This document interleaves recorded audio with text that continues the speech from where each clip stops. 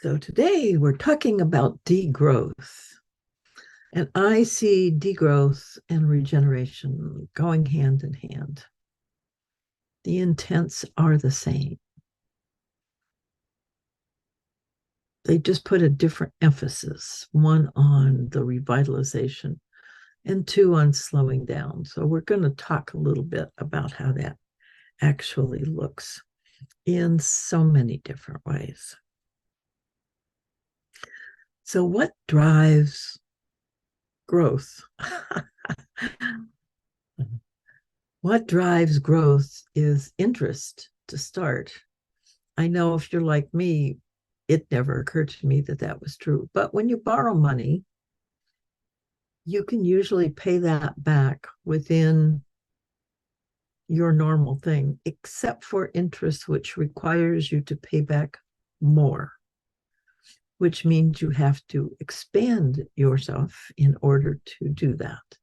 So interest is a huge driver of growth. And in fact, it is how many companies calculate their profit is based on interest. So the idea of calculating interest on a daily rate, give me a break, is just another way to make more money. It adds no value whatsoever. The initial thought that there should be some exchange for the lending of money, that the person who has it should be appreciated in some way, has some basis, but there's a reason why the Bible and other books, other religious books, have put a limit on the amount of interest you can charge. And probably a flat fee would really be better if we're going to do that at all. But I think it's time to really start rethinking that whole process, because it has become so foundational. That's the place where people with creative energy begin to figure out creative ways of increasing that interest under different names, and fees have become part of it.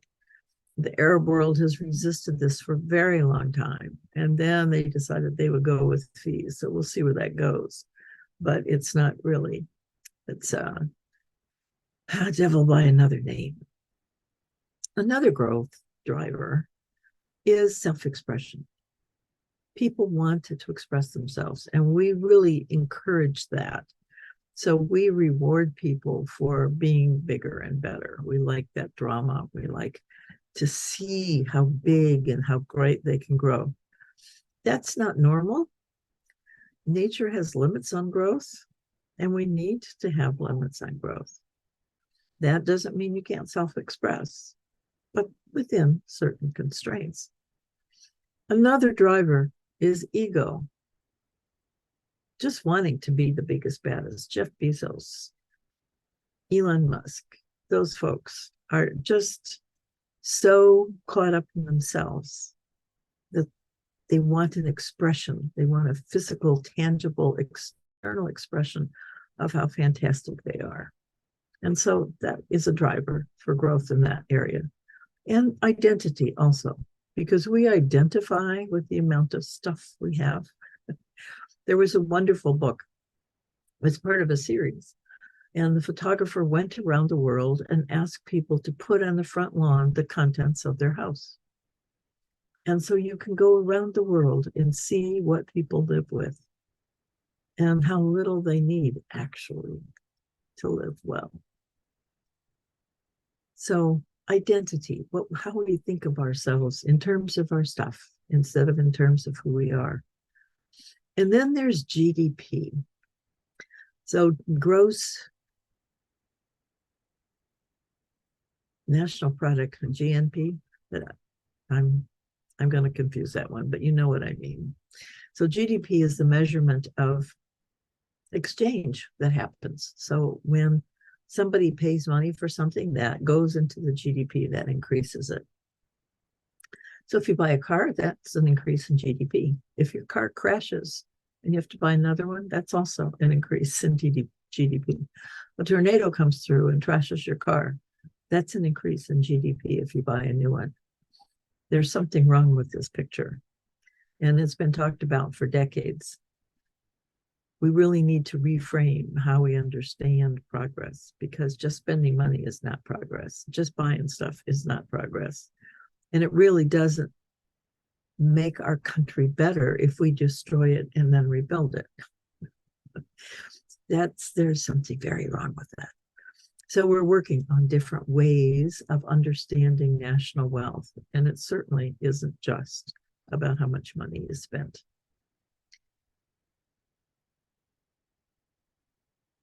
And there are challenges to degrowth. There's this negative connotation that it's not growing. That's sort of true and sort of not true. It's really reframing what growing looks like. And instead of getting bigger and better, it's really shifting that. And that's what I'm going to talk about today. So degrowth creates a sort of negative connotation in people. We've been so hypnotized into thinking that growth is the way to go, growth is the only way to go, that we can't exist if we don't grow. And actually, every living thing grows, and then there's a maturation process where the growth stops or slows down. And then there's a plateau period where growth is maintained. And then there's a declining period when living things die and stuff deteriorates. But a lot of people equate growth as a positive thing and really cling to it as the only thing. We've just got to have it. And part of that is this drive from interest, frankly. And people feel that if we don't grow, we're going to be in a recession, that it means collapse, that it means poverty. And it doesn't mean any of those things, because we certainly have recessions and poverty with growth, right? Those have not disappeared. And in fact, poverty in particular has increased with our understanding of growth as bigger, better, and more. So obviously there's something wrong with how we're understanding growth. And if we look to nature, we can begin to see that growth is part of a process. And actually, the fun part is not in the growing, it's in the maturation, the cruising, being able to really use that growth and to enjoy it, to savor it. And that's what I think the degrowth movement is really talking about. So they speak of a thing called prosperity on the way down. So how to reframe prosperity, how to re-understand what a prosperous experience looks like. We all know this. This is not rocket science. We've all had the experience. We've certainly been told by every spiritual tradition that exists what this is like. And yet we resist it because we've been so conditioned to think it's all got to be up, up, up, up, up.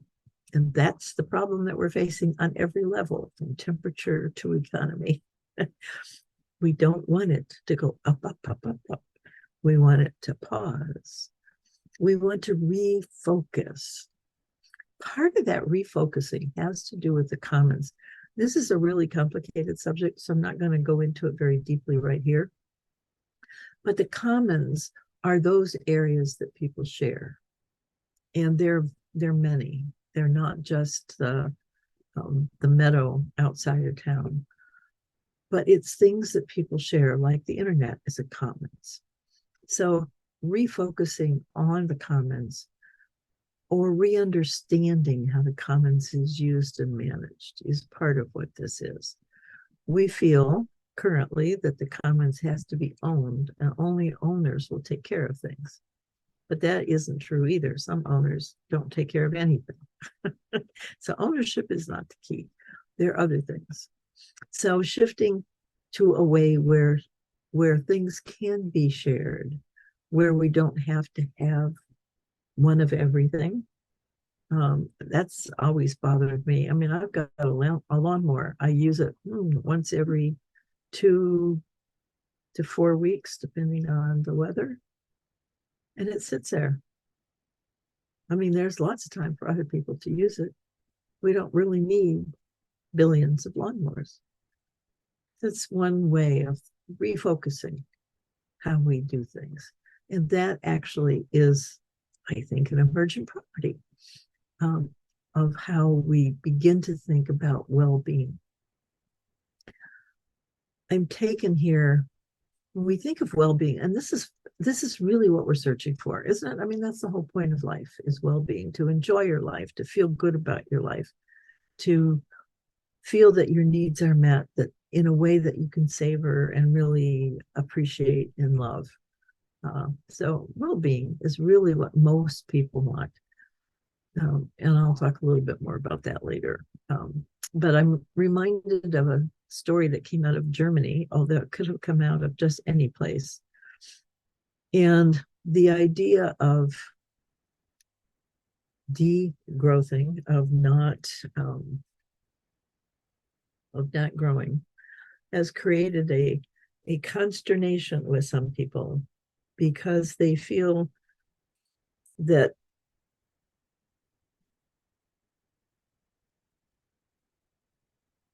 you can't slow down, you can't manufacture less, which would be optimal under degrowth, without feeling that people can't get what they need. And this just absolutely is hilarious for me, because it's like, well, we can't change, because if we change, we'll be different. We can't do the same things that we've done before.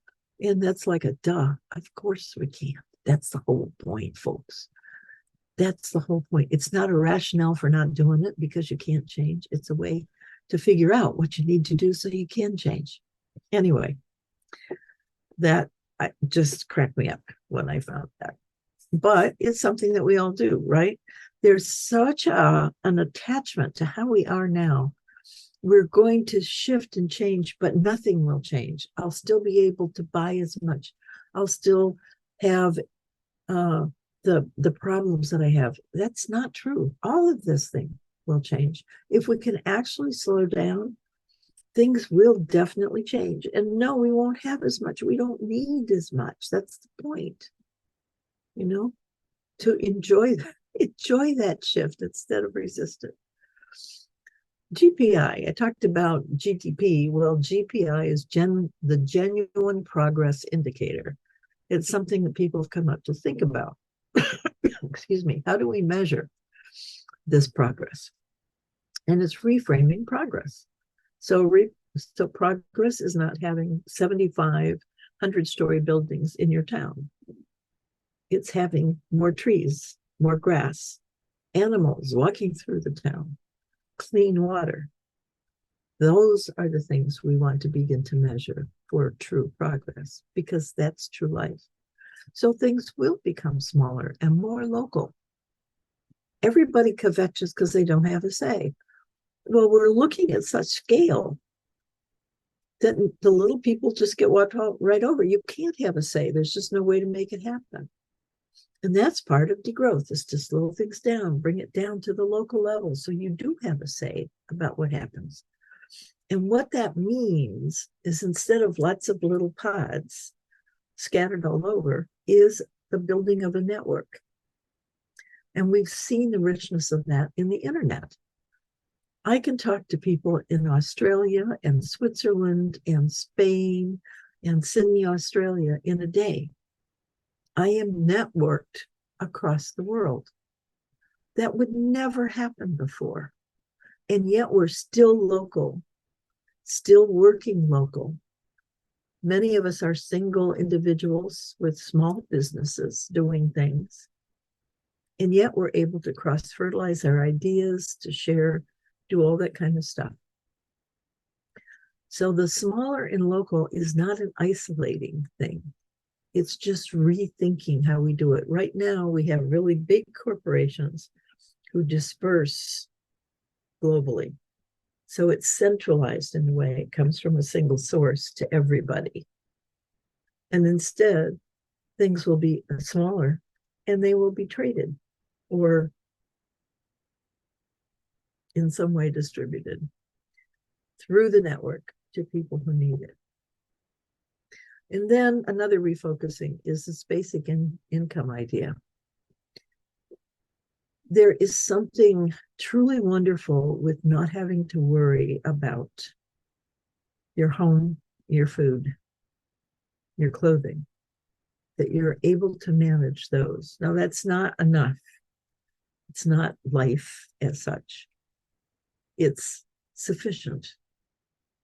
And it gives you a chance to pause, to really make choice about how you spend the rest of your time. You're not being driven by scarcity, thinking that if you don't do this, you're going to just die. No, you have actual time, that you have space to create. You have space to be creative.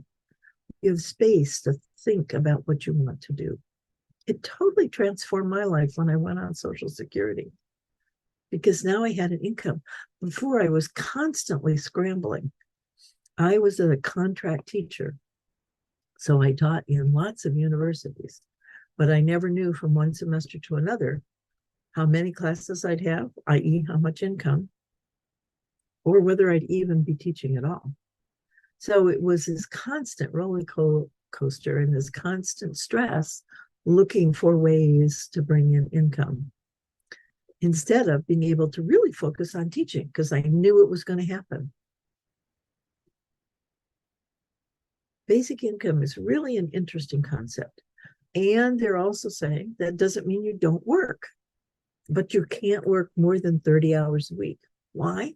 Because this gives you time to think and volunteer. It used to be that people did volunteer. Most of the volunteers, or a lot of the volunteers, were women who were at home with kids. When the kids went to school, they had time.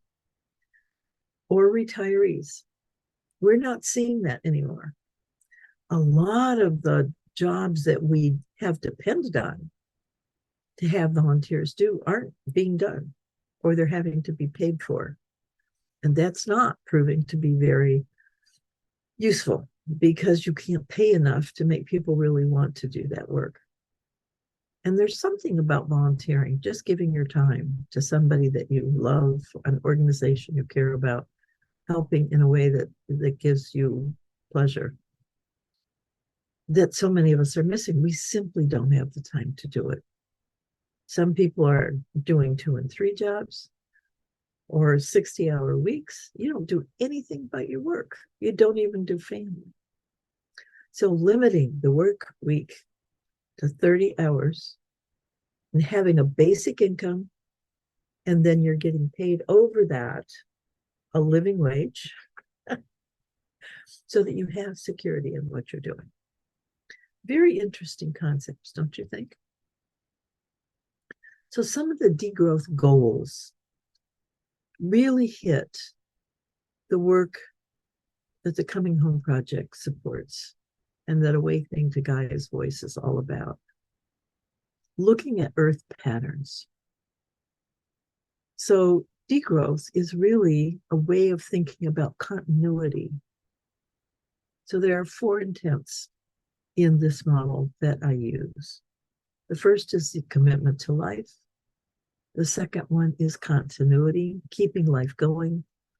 The third is resilience in difficult situations.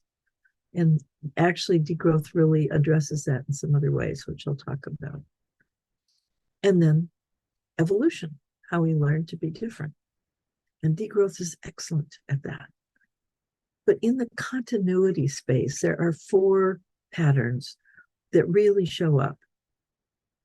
The first is interdependence, because you can't do this alone. You have to be interdependent. And that's what creates relationships. That's what reciprocity is all about. There's just generosity in sharing and generosity in exchange. Slowing down so that we can do that, taking it out of the transactional space and putting it back into the meaning space. Thinking about the future first, doing things so that it's possible to continue at this high level of,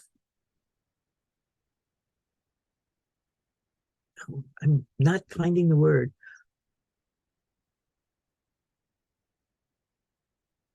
The way to do degrowth and to keep our stress, our focus on being better means that being better shifts from being bigger and larger to being higher quality, richer, more elegant, more satisfying, all those things. And we get there through zero waste. There are actually 9 different kinds of waste, and it's not just stuff we're wasting. We're wasting time. We're wasting people. There are so many areas of waste. To begin to make everything a real integral part of that reciprocity, to be able to give and to be able to receive.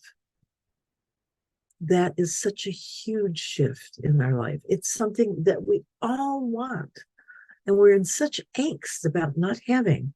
It makes us so sad and so ridiculous about not feeling valued, seeing things that are absolutely wonderful being destroyed because nobody cares, all that kind of stuff.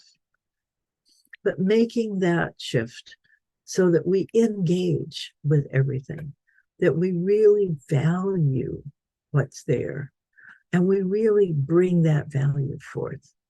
That is a very elegant way to live.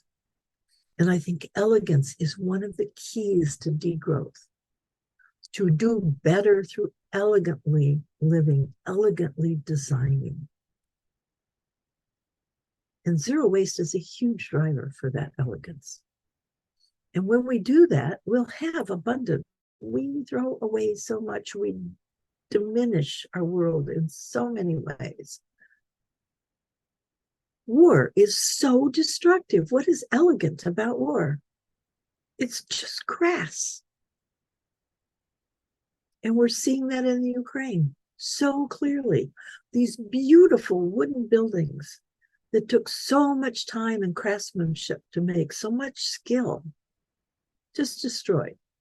Now, where is that? We don't have time to rebuild them that way. And degrowth would suggest we do. The beauty of those buildings, the amount of craftsmanship and care that it took to make those beautiful buildings happen, we can do again if we take the time to do it. And what an environment that creates, right? It's just beautiful. You want to be there. You value them. It makes for richer communities. Incredibly richer communities on so many levels. And it gets us to understand the elegance of enoughness. That's part of what elegance is. You know, mathematically, it's the least that it takes to make something happen. But when you do it with art, when you do it with care and meaning, elegance is fantastic. It makes your heart sing. So we could take the time to make that happen. Right now, we're not taking the time to do it, or only a very few people actually have that opportunity. So another degrowth goal is to be closer to nature. And that happens automatically when you're small and local. You can see the impact of what you do. When they mine for metals and destroy the rivers and the trees and the salmon spawning grounds that are there, it's not anything that impacts us. We're so far away from it, it doesn't matter. But the people there are very clear. And if they had control over their space, then mining would look very different. And I'm not saying it wouldn't happen, but it wouldn't be the destructive process that it is now. We would take the time to figure out how to do that in a way that is not destructive.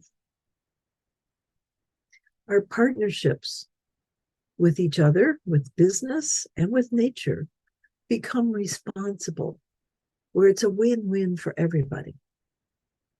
And we do that by reinforcing Earth's patterns. And that's what the Earth values are all about. The patterns that make commitment happen, the patterns that make continuity happen, the patterns that allow for resilience, the patterns that encourage evolution. These patterns are there, and our using them makes all the difference. Being conscious of them, applying them in real life, using them as the way to evaluate whether what we're doing is life-enhancing, regenerative, or not. And this is where the regenerative and the degrowth movement really partner. Our intents and our needs are exactly the same. If we do this elegantly, if we do this with care and meaning, we will have a beautiful life, but it will be slower. It will look different. It will not be growth as we understand it. But elegant living is really, I personally, in my space, work very hard to make things beautiful. The beauty is just absolutely life-giving to me. It is necessary. And part of that beauty is verdant nature, but it's also well-designed things that last a long time, that give me enjoyment to hold them, to use them. They're easy to use. They're not difficult to use. They don't break. I like to live with art on every level, from silverware and dishes to clothes to house design. Those take time to make happen. And everybody's idea of beauty is different, but it has an integrity. And I believe, in fact, that beauty is an emergent property of integrity.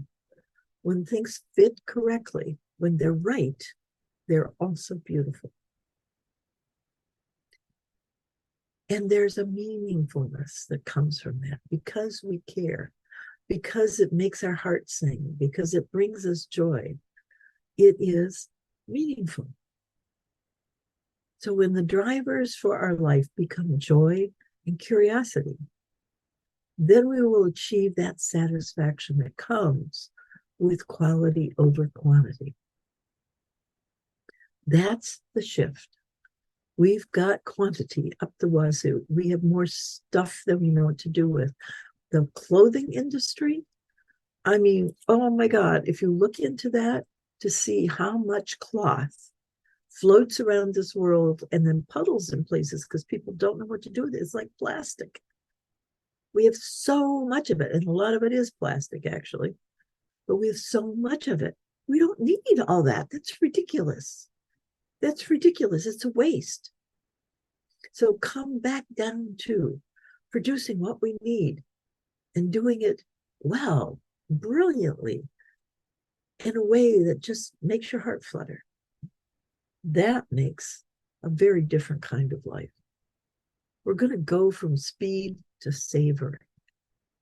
There's a whole bunch of slow movements. I was really amazed when I did this research to see how many there are and the kinds of things there are. People really do want, you need actually time to understand, time to feel, time to be in that space, time to enjoy, time to understand. So there's slow movements on food for just that reason, savoring the food. It's not the instant fast stuff that none of us like anyway. We just eat it because we don't have time to do something that's better. But some people are saying, I want good food. I want to take the time to make it. There's slow art. Who knew? This means that you spend 15 minutes or more looking at a piece of art to really begin to understand it and then talk about it with people. Instead of just going through and saying, oh, yeah, I don't like it. Oh, gee, that's nice. Oh, the colors are great. No, really understand what's being done. It takes time. Slow money.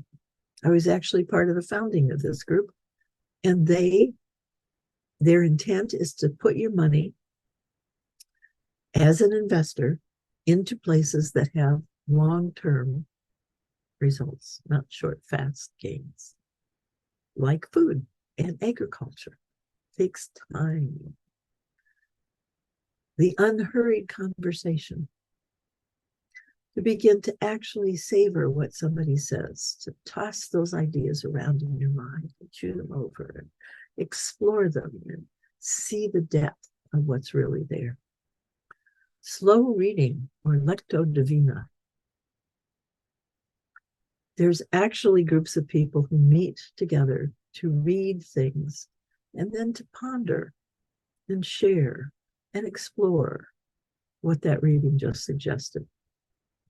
Slow gardening, where the whole point is to savor each season, to really be there with plants, to enjoy and to notice what's happening. Slow living, and even slow technology, where the technology promotes reflection. So there's such a need in our world to come back into our world. We have bodies. We've been running from our bodies for so long. We have been enamored of our mind instead of paying attention to our heart. The heart is much slower. And when the heart is reinforced by the mind, when the mind is contained within the time frame of the heart, so much more can happen. We miss so much. We ignore so much. We don't see so much because we're going so fast. And it doesn't satisfy. And when it doesn't satisfy, we want more. When you're satisfied, you're satisfied. You don't need anything else. And that's how to get to enoughness. Seeking the richness in life instead of a rich life. That's what degrowth is all about. Talk to you next week.